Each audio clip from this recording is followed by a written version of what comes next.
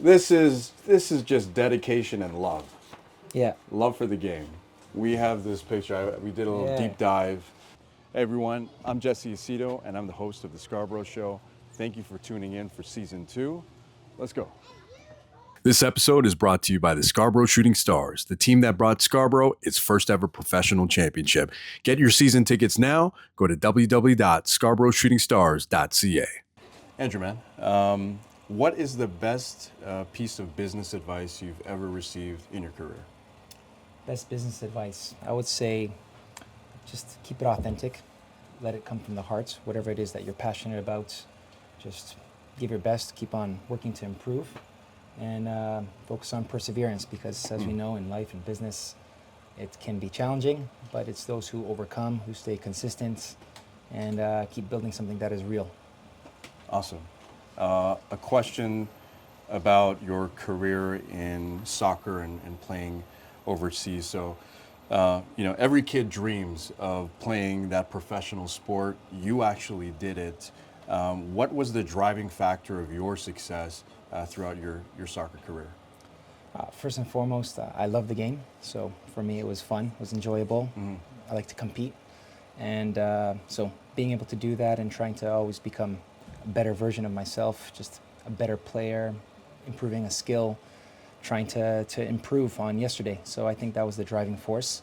But above all, I was a fan of the game. I love the game. So just to play the game that you love as a kid and to be able to do that at a higher level, I mean, that was just the beauty of it. That was the part that I enjoyed the most. Awesome, man. I gotta ask, what was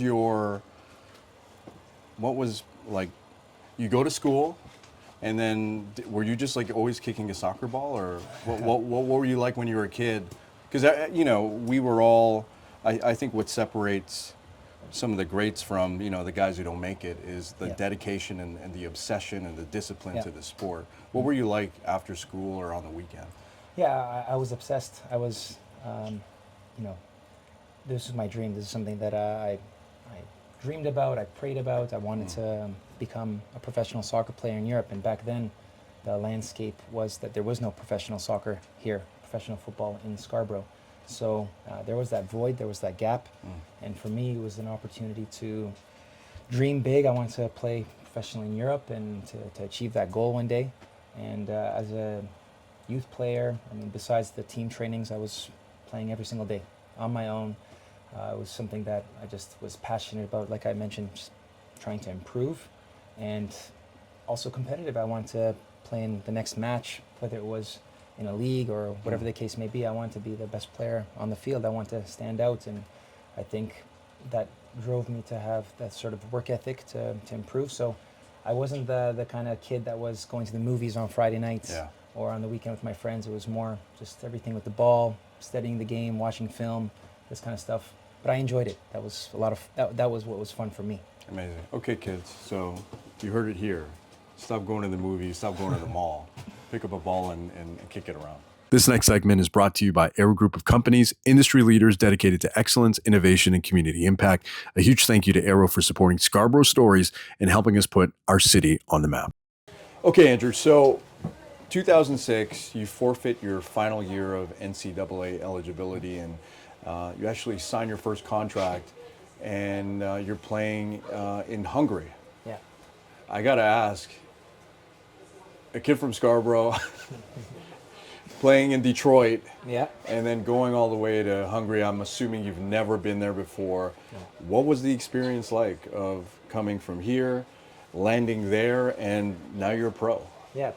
Well, first of all, it felt like a dream come true, because this is what I've been dreaming about since I was 10 years old. I didn't know exactly how that would unfold, but my goal and my dream was to play professionally in Europe. So that was one foot in through the door. You're in Europe now.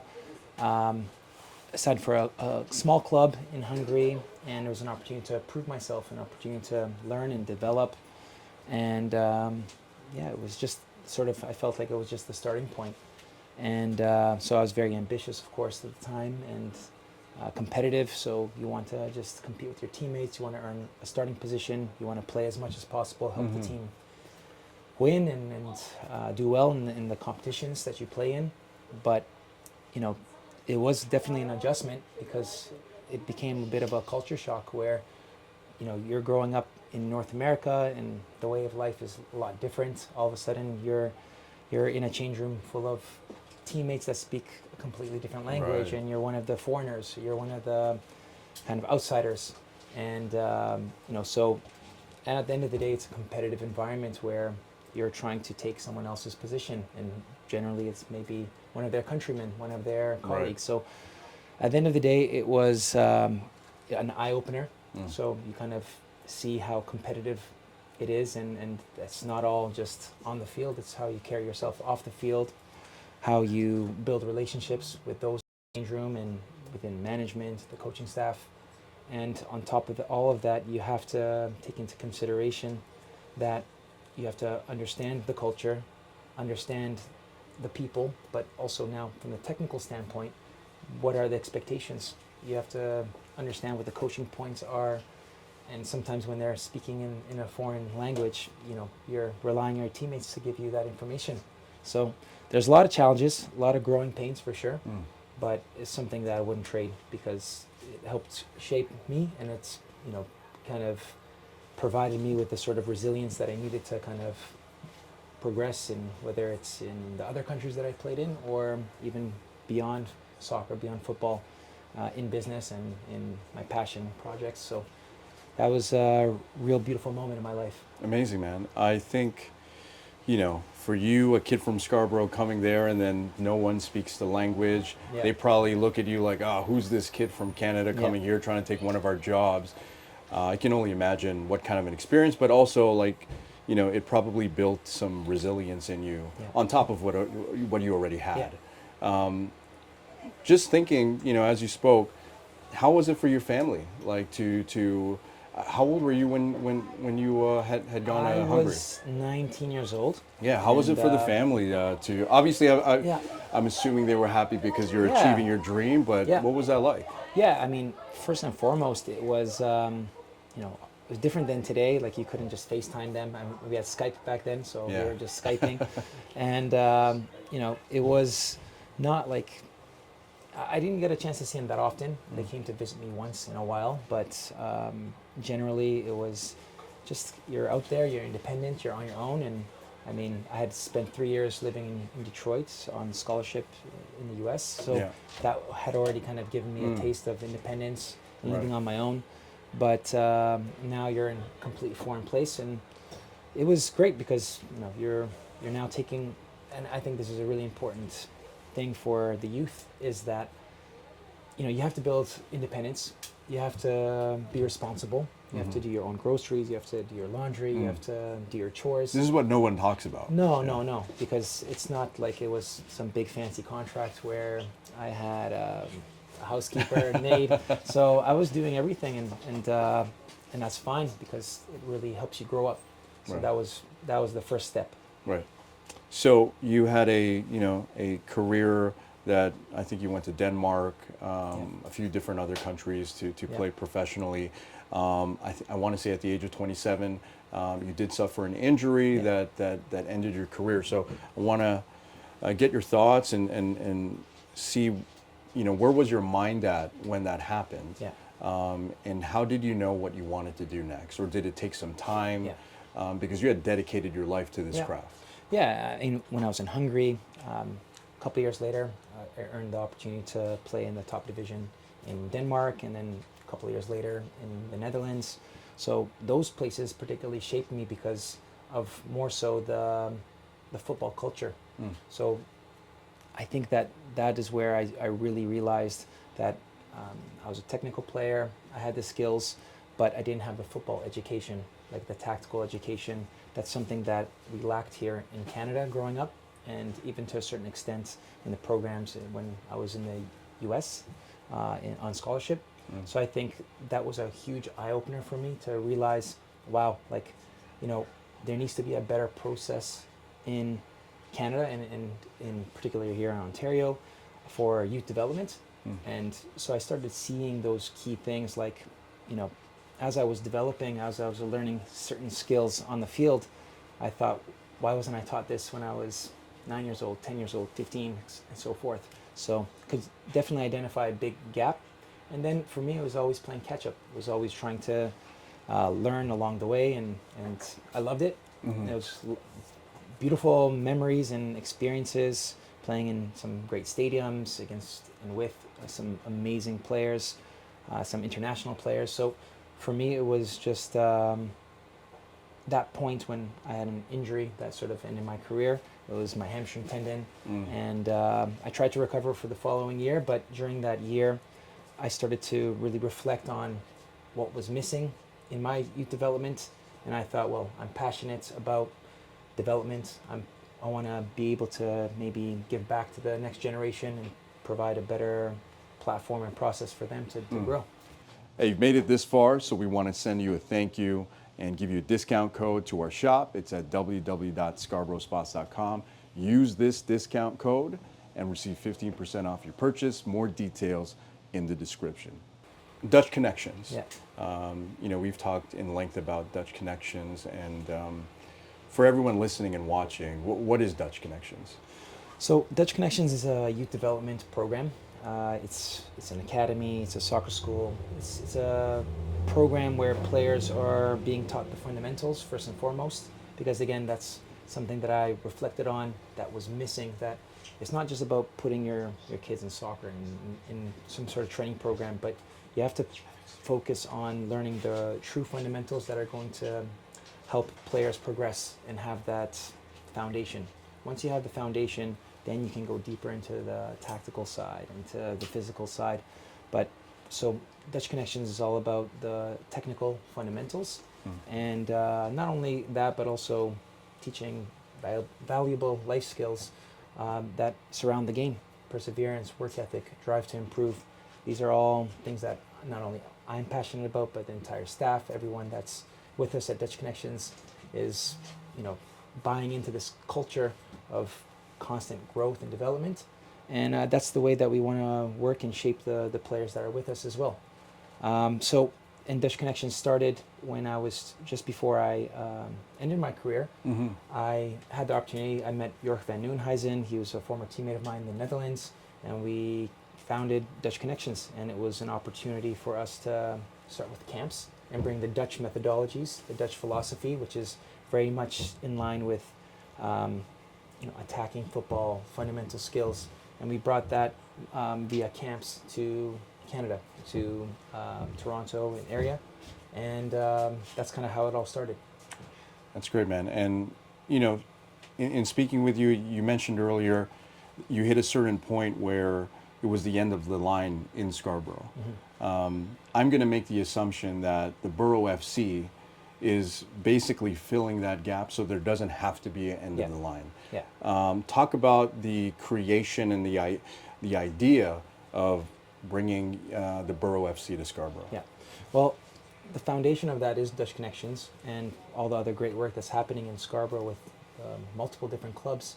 But for us at Dutch Connections, even though we've had older age groups, we decided that we would sort of cap it at U14. But then U15 plus would be the Burough FC Academy. And so we got the League One license here, and we sort of started the Burough FC, the football club that is for Scarborough, that's for the community, that's a pathway. And you're right, it's meant to become that pathway for players so that they don't have to leave Scarborough. Not only myself, but many other players growing up here in Scarborough for the last 20 years, they had to go to play in Vaughan or Woodbridge or Mississauga or Brampton, wherever, but there really wasn't anything here, concrete. So the goal and the vision for the club is that this becomes a high-performance development center, not only in terms of football, but in terms of helping students, helping young people develop and find their passion, and that one day that we can continue to professionalize what we do. Amazing. When I think about your story and the unlikelihood of, a kid from Scarborough playing professional, the odds are crazy for that to actually happen. And now with you bringing Dutch Connections here and the Burough FC, you've created a much larger pathway for the next generation of players. So I want to applaud you for that, man. That's amazing, man. Thank you. That's cool, man. I think we might have, okay. we have this picture. We did a little deep dive on That's funny. on your IG. Yeah. Amazing. This is just dedication and love. Yeah. Love for the game. Yeah. Can you tell me, like, who came up with the idea of sleeping with a soccer ball? You know what? This is just before or during the '94 World Cup.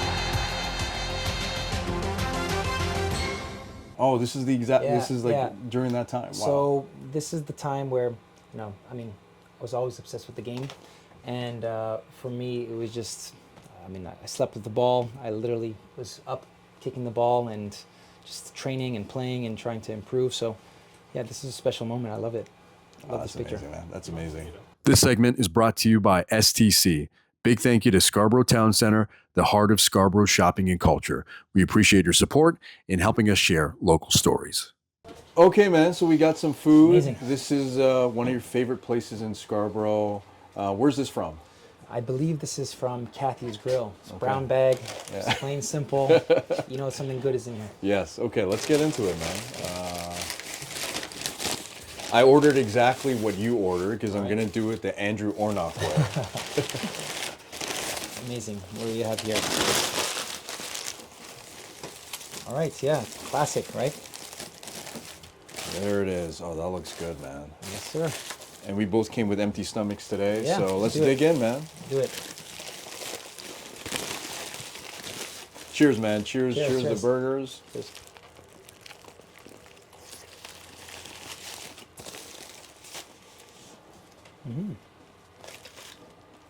It's classic, right?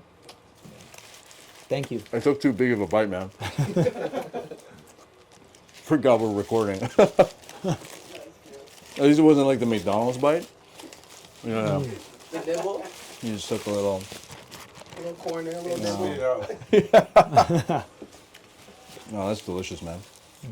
So how long you been going there, and is this your go-to?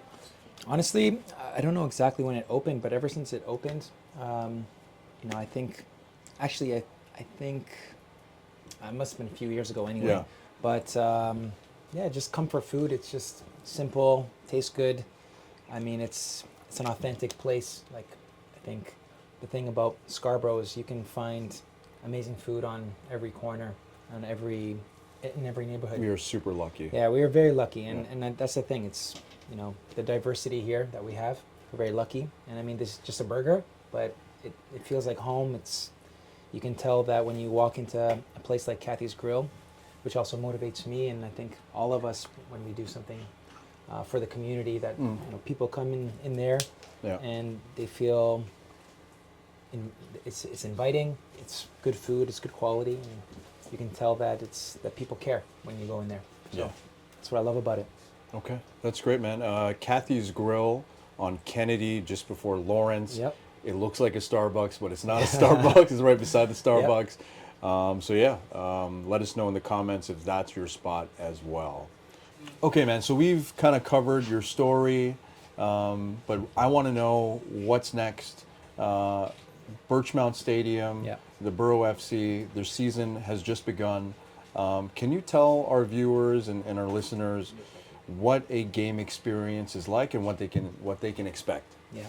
Well, first of all, these games are for the community, and it's all about building the football culture and bringing people who care about Scarborough together.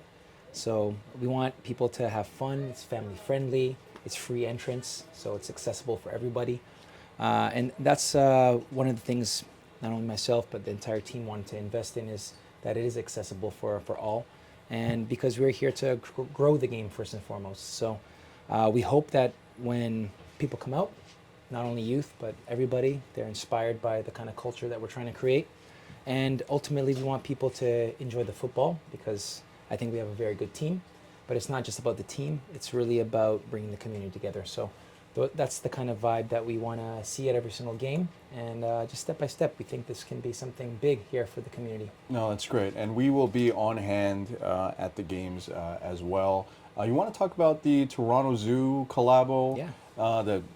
You've shown me the kit; looks amazing. Do you know when that's coming out and when to expect it? Yeah. Thanks. Honestly, the game where we're going to introduce the Toronto Zoo jersey, and the whole team is going to be wearing it, and jersey will be on sale, is June the 7th. So that's going to be the Toronto Zoo game. And so they've come out the last couple of years for a couple of games. There's an activation event, and this year we decided to do not only the jersey, but also some other merch, some hoodies and hats and a bunch of other things. So inviting everyone to come out, not only for that game, but to all the games this season if you want to enjoy it and have fun. But yeah, it's going to be pretty cool. And also we've got something in the works as well. That's right. So we're going to come together. We've already actually come together on merch before. We had a collaboration. So we are coming up with a Burough FC Scarborough Spots kit.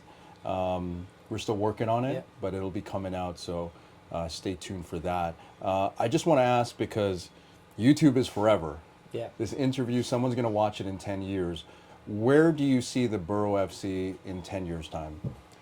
Well, I mean, I think the sky's the limit, but ultimately is we want the Burough FC to be from the perspective of the youth.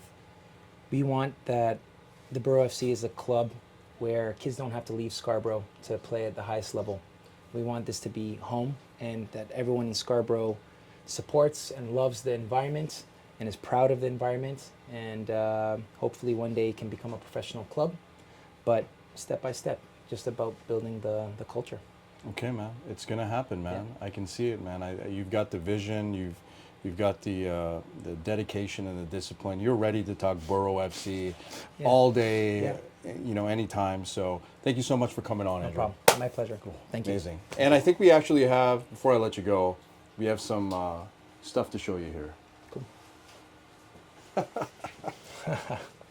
Oh wow. Am I in this one? Yeah. You are in this one. I think so, yeah. So Craig actually was looking for this for this exact moment because that's awesome. I don't know anyone who's in a video game, you know, who like you can play as yourself. Oh, that's and cool. Sorry, yeah. Little ID for you.